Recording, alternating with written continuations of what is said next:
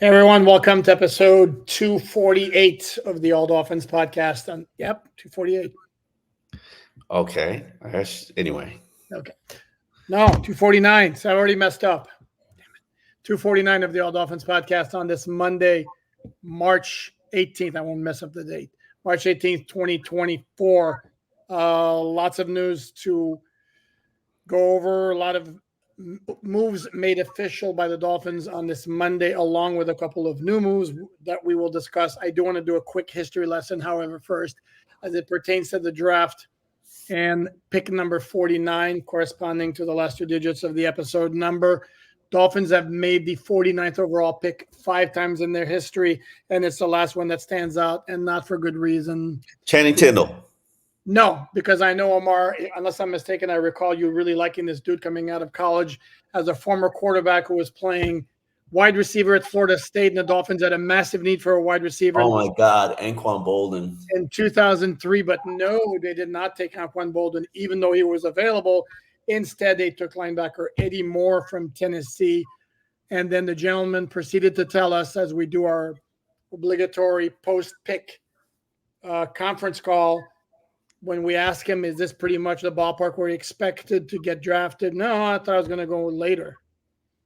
And immediately that raised a red flag. And then we found out not that long, it didn't take very long to find out that, yeah, there was a reason why he figured he'd be drafted later, because he was, let's just say, didn't have a very memorable NFL career, whereas Anquan Bolden was a stud. Let me ask you this question, and it's kind of a biased question, but is Anquan Bolden a Hall of Famer in your opinion? Oh, he's borderline. He's right there, because he was so unique in his skill set, and I don't go strictly by numbers when it comes to wide receivers, because I think that's too easy. But I remember, for example, the Baltimore run to the Super Bowl in 2012. I mean, he was huge. When Arizona went to the Super Bowl in 2008, they lost to the Steelers in the final second. It was him and Larry Fitzgerald, and they were both completely outrageous. To me, he's borderline. I would have no issue if he got in the Hall of Fame. Yeah, him and there's a long list of guys that I kind of have an issue with. There's a long list of wide receivers who are waiting. I think that's the most unfair group in terms of the line to get in. They keep it log jammed. I understand they generally only let in one per year. Reggie Wayne's there. Anquan Bolden is there. Steve Smith is there. How Andre Johnson jumped to the very front of the line after 1 year of consideration. Hey, it is what it is. I think the fact that Houston didn't have anybody in the Hall of Fame had something to do with that. But I think Anquan Bolden is very worthy, but if I had to bang the table for a guy to get into the Hall of Fame, to me, it would be Steve Smith Jr., Steve Smith Sr.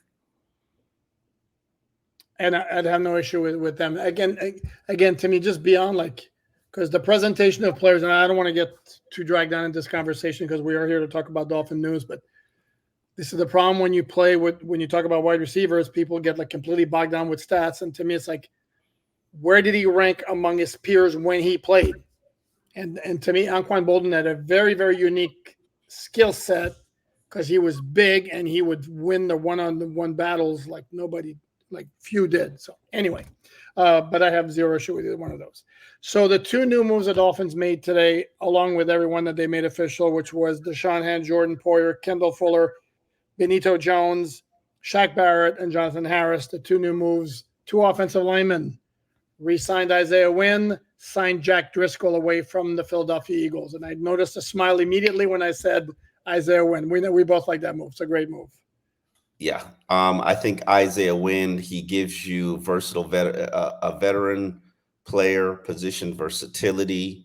I definitely thought he did quite well as a starter. It'll be interesting to see what the numbers look like when they're reported in terms of the contract, but I have a hard time believing they're more than $3 million a year.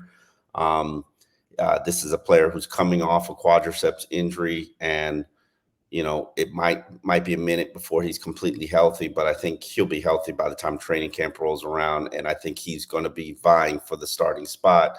Now, the Jack Driscoll deal, That's a little interesting to me because it sort of indicates that they're moving on from Kendall Lamb, which I would not be comfortable with.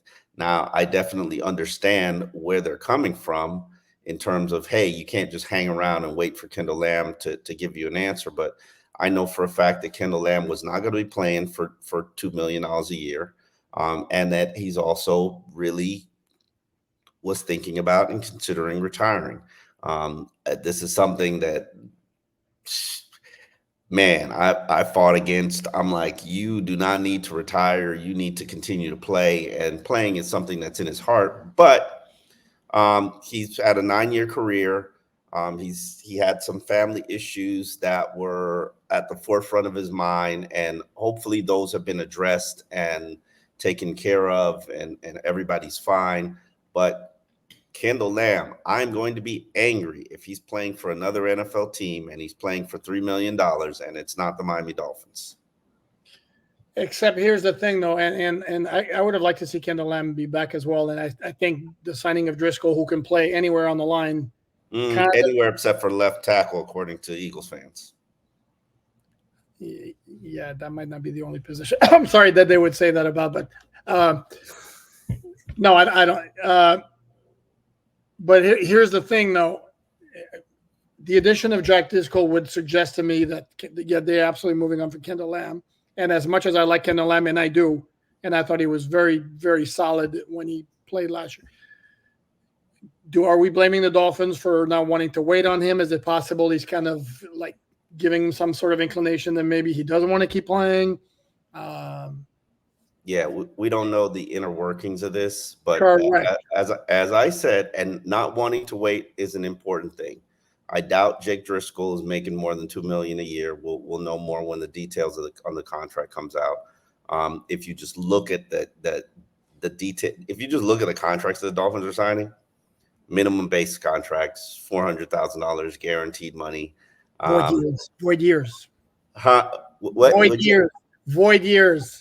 Oh my God! If I saw one more contract with void years, I got one for you. Sorry, Kendall Fuller. Void years.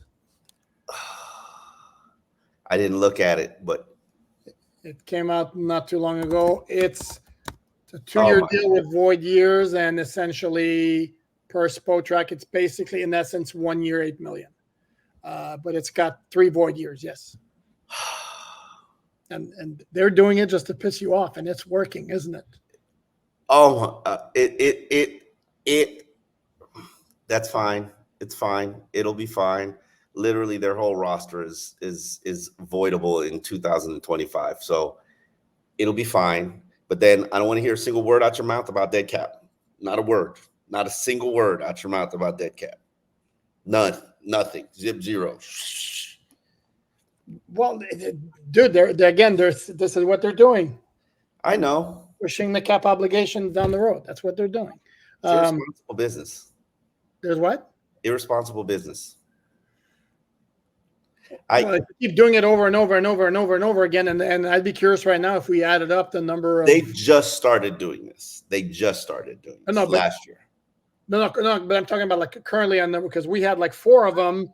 The 4 veteran restructured. Tehran's another one. That's 5 players. Austin 6. Austin Jackson's deal was void years. Okay. So if we're going to tabulate, like, for example, the void years kicking in 2026 for Kendall Fuller, if we're going to start adding up the amount of money that they're going to be shelling out for players who won't be on the roster in 2026, at some point it's going to accumulate.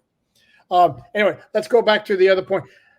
And part of the reason I don't think the Dolphins would sign Driscoll if they thought Kendall Lamb was coming back or they were bringing him back is they already had if they don't think Jack Driscoll, for example, is another piece or some sort of an upgrade over Keon Smith, they already had like a young developmental player who can play everywhere like that. Kendall Lamb was a little bit different because he had much more experience, maybe more so limited to tackle as opposed to guard tackle. Could that have been a difference as well? Could it have been that they wanted somebody? That's a good factor. I would have loved to have seen them go and get a guard center. If we're going to be getting, right now, Liam Eichenberg, who I pencil in as the starting right guard, is the only backup qualified center on the roster behind Brewer. So I think that's Lester Cotton.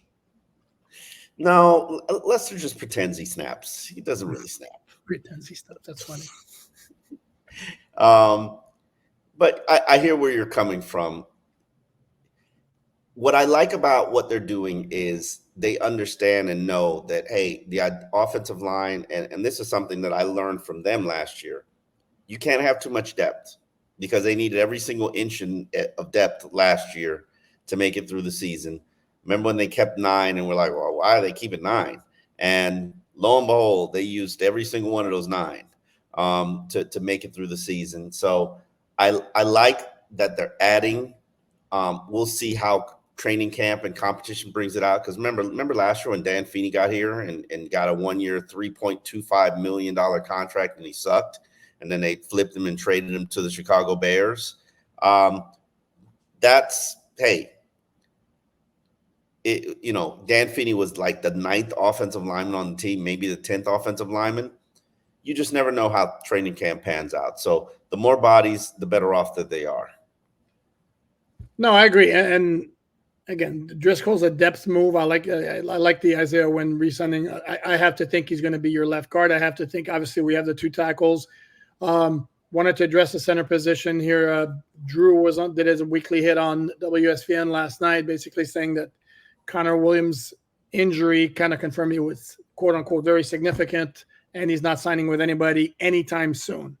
Well, you're in mid-March, and if you're saying your guy's not signing anytime soon, I think it's pretty. If it wasn't clear before because of the fact they gave him a 3-year contract for $21 million, I think it's pretty clear that Aaron Brewer is going to be your starting center. Yeah. Actually, Joe Rose keeps hinting that he might play something other than center, which I don't. Joe's connected, so if somebody told him that, then I don't know. And we continue to remember when they drafted Connor Williams and we didn't know that he was going to center, but they had these thoughts and plans in mind. So I don't know. Maybe we'll see how it pans out. But hey, they've got talent on the offensive line. We'll see how it pans out. Brewer, I would think, is definitely the center, but who knows? They can go get your Oregon guy at 21. I don't think it's out of consideration. And then you put Corey Brewer at guard. And right now, I think all 3 spots on the interior line is wide open. So that's clearly someplace that you got to improve and you got to identify. But I thought and hoped that they would draft a tackle and then put him at left guard. But now with Isaiah Wynn here, you got opportunity, you got position flexibility, you got versatility, and I think Chris Grier is doing what he's annually done, which is position himself to go into the draft with best player available. So he's addressing all of the glaring needs, and I think maybe once they've added a backup center, then won't even be a need. You follow me on that? Yeah, but I'm not buying what you're selling. You're not buying what I'm selling? No. They still have a need for an edge. I didn't say that he's addressed all positions. Isn't that what you just said? No, I said he's working his way towards. Yeah, isn't that what every GM's supposed to do heading into the draft? You fill as many needs as possible, some of them leave glaring needs. Like when they drafted Austin Jackson, that left guard spot was just out there like a blinking light. You mean left tackle? It was left tackle spot. I think the year that they drafted Channing Tindall, I think inside linebacker was a glaring need. Obviously, that didn't pan out well for him. But I don't even remember. Cornerback, I would still say, is a glaring need. Safety is a glaring need. For depth purposes, yeah. So you're saying the Dolphins have 22 starters right now? Where's the starting number 3? Where's the starting slot receiver? Yeah, they could field a competitive team right now, but that doesn't mean that they can't improve in a lot of different areas. And they should always draft BPA. When you draft for need, that's when you get in trouble. I think we've already established that. So so what I'm looking for, in concert with the guys, their signings becoming official. We had Zoom media sessions today with Jordan Poyer, with Kendall Fuller, with Benito Jones, with Shaq Barrett, with John Harris. Listen to all five. The most interesting guy was Shaq Barrett. Obviously, veteran, came over from the Tampa Bay Buccaneers. And as is the case with Jordan Poyer, both said that, they're out to prove they're detractors, that they're not too old, that they can still produce. And it was interesting that Shaq Barrett went through an Achilles injury halfway through the 2022 season, and he was signed in part to provide depth, in part to hold down the fourth and lead the pass rush, while both Bradley Chubb, who played with him in Denver, and Jalen Phillips come back from their injuries, and Phillips' injury is an Achilles injury. So Shaq Barrett, our man Adam Beasley from Pro Football Network, asked a very good question: is what advice would he have for Jalen Phillips? And he basically, and then he also was asked about if he felt normal the year after, because he got hurt like in October, November, came back. And it was weird because he started talking about how he didn't really feel it. But then after the season ended and he could kind of relax and chill, then he noticed a little bit of a difference. So it was kind of yes and no. So I find it very interesting. And I love what Jalen Phillips is doing, where if you follow him on social media, primarily Instagram, you're watching his rehab process and you're seeing a guy who's grinding, who's working, who's pushing it to get himself back and get himself healthy. If you know anything about Jalen Phillips, you know that he's a phenomenal freak of an athlete, body sculpted, muscle just everywhere, 10% body fat. So he's out there working. He's putting in the work to get back. The question is, how soon can he get back? I believe that Cameron Wake and Brent Grimes were probably the measuring stick for former Dolphins players coming back from Achilles, and both of them did it in 9 months. If Jalen Phillips was able to do it in 9 months, that would be incredible. Funny you should mention that, because I researched Cameron Wake, actually. Cameron Wake got hurt, was mid-October 2015. He was back for the start of the regular season in 2016, but he was playing very limited snaps. He didn't play more than half the defensive snaps until week 6 of that 2016 season. They were and I remember Adam Gase also was telling us that they were kind of easing him into it. They didn't want to rush him and give him too much of a heavy workload early on, and then eventually it picked up. And this was the year, of course, the Dolphins made their run to the playoffs in Adam Gase's first year. But you're absolutely right. That Jalen Phillips, we can assure every Dolphin fan that if Jalen Phillips is not ready for the start of the regular season, it won't be for lack of trying. Yes, that absolutely. Dude puts in the work. And I think we could probably say the same thing about Bradley Chubb, even though we're not watching his rehab the way we're watching Jalen Phillips's rehab. And I'm honestly a little bit more comfortable with an ACL than an Achilles in terms of the rehab process, because we've just gotten knees down to a science at this point. Everybody's coming back from an ACL relatively 9 months now. Now, does that mean that that's the wise thing to do, or that they're completely healthy? It's not, but it's down to a science, and we put in red blood cells, I forget what they inject into the knees now. Remember when Ryan Tannehill was one of the first to do that instead of having surgery? Because he didn't want to have surgery, correct. And then he blew out his ACL like second day of camp the following summer. Was it the second day? It was very early on. It wasn't the second day, because they were doing field work. It wasn't the second day. I know it wasn't the second day. It was one of the first practices. I mean, it was very early on. I want to share an anecdote that a little great comment that Shaq Barrett made, because I asked him about what he remembers from Bradley Chubb. And Shaq Barrett played at Colorado State, went undrafted in 2015. So I asked him what he remembered from Bradley Chubb, and he goes, I came out of college thinking, I was a first-round pick. Then I saw Bradley Chubb show up at camp and going, oh, yeah, that's what a first-round pick looks like. And said, knew he was going to be a stud right away.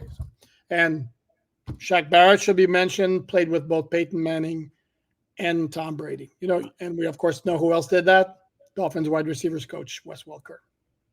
But he got peak Manning and peak Brady, where Shaq Barrett played one season with Peyton Manning, and that was his last season when they did win the Super Bowl, but they won the Super Bowl because of their defense.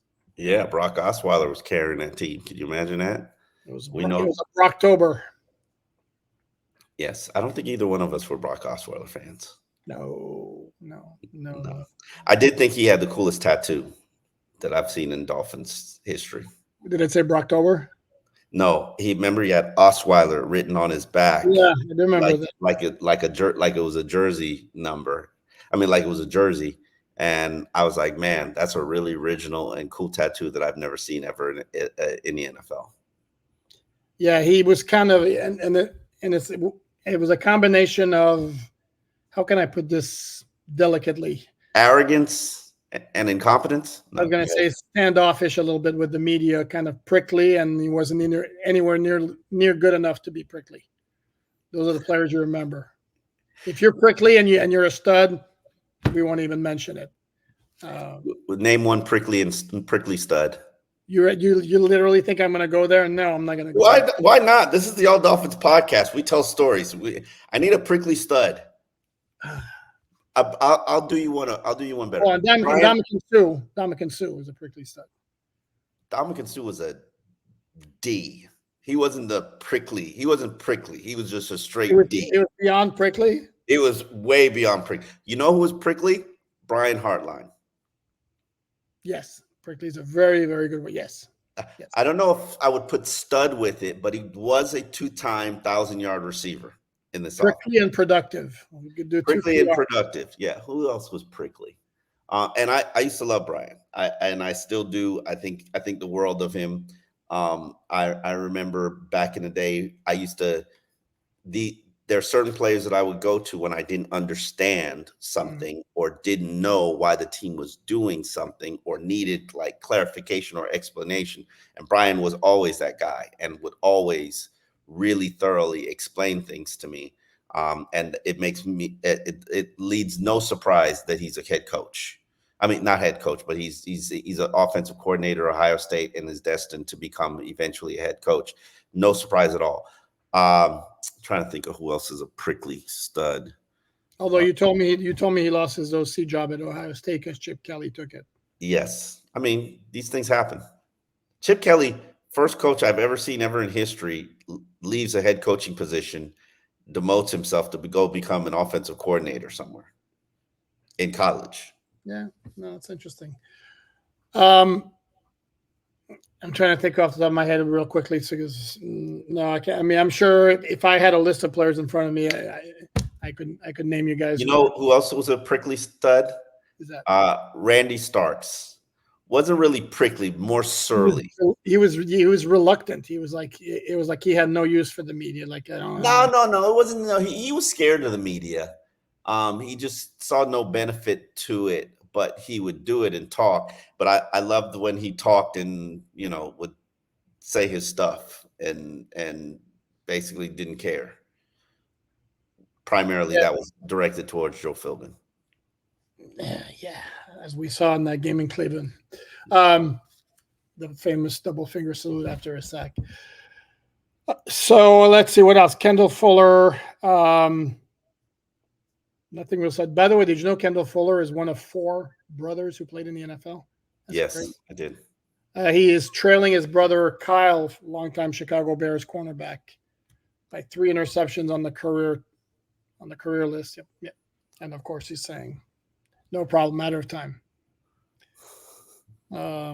Benito Jones coming back, second sit with the Dolphins, went from being Christian Wilkins' backup.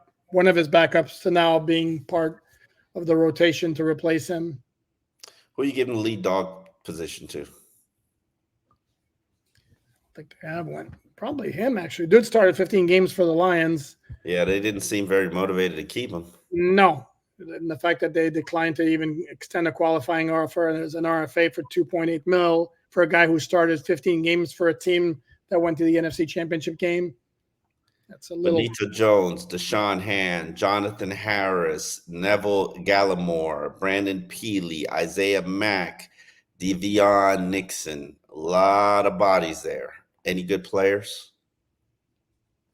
I think it's going to be Jones or Hand right now, unless they add somebody. And this is a spot I could see them adding somebody in the draft. Absolutely. Let's early hope. Early in the draft. I think you're only as good as your trenches, and this is probably a draft where you're going to have to spend your first 2 picks reinforcing your trenches, an offensive lineman and a defensive lineman, if not an edge rusher. You will like this. I don't know if you had gotten on the call yet. Jonathan Harris played last year for the Denver Broncos. And I prefaced my question. I apologize for bringing up bad memories, but what did he think of the Dolphin offense on that September afternoon in week 3 last year when the Dolphins put up a 70-burger on him? And then he kind of laughed a little bit and then talked about how impressive they were and how much of a mess the Broncos defense was that day, but how they kind of straightened out after that. And he gave a shout out to the Dolphins for helping them straighten out because they got exposed on that particular day. Yeah. I'm not even gonna. I remember some guys stand out on film as just like checking out. I don't even know if he was one of them, but yeah, that was a bad game for the Denver Broncos. Yep, I did check the game book. He played like 52 snaps in that game, and okay, so then he was one of those bad players checking out. Okay, or maybe he was one of the few who's actually trying but not getting a whole lot of results. I remember some of those interior plays, primarily against Connor Williams, where he was just wrecking shop. Connor was so. But it'll be interesting. This week, I'm going to get into some of the film work on some of these free agents, and Kendall Fuller's at the very top of the list of guys that I want to see and dissect to see how they play. And I will definitely share that on Instagram, not Instagram, Twitter, X, whatever you want to call it, on these streets. So are we wrapping up here? No, and the last thing I want to mention, are you going to write something for alldolphins.com off of these film observations or no? I will try. Last time I tried to do film stuff on it, you kind of poo-pooed it. You didn't like it. So you felt it was too distracting. I do not recall that, but okay. Jordan Poyer, interesting, by the way. As I mentioned earlier, he talked about he still wants to show that he can play. And then I wrote a story about him on alldolphins.com. This is going to be the first time in 8 years he's going to be lining up in the secondary with a safety next to him who's not Micah Hyde. So it'll be interesting. 7 straight years he played with next to Micah Hyde. Now he's going to play with somebody who was from a rival school in college, because Poyer played at Oregon State, and of course Javon Holland played at Oregon. So check out the story. Check out everything that we are putting up on alldolphins.com for free. No subscription, no paywall, nothing. You just click on alldolphins.com, click on the story, and you go ahead and read it. All right. Well, always a pleasure, Alan Poupard, and we will see you guys tomorrow.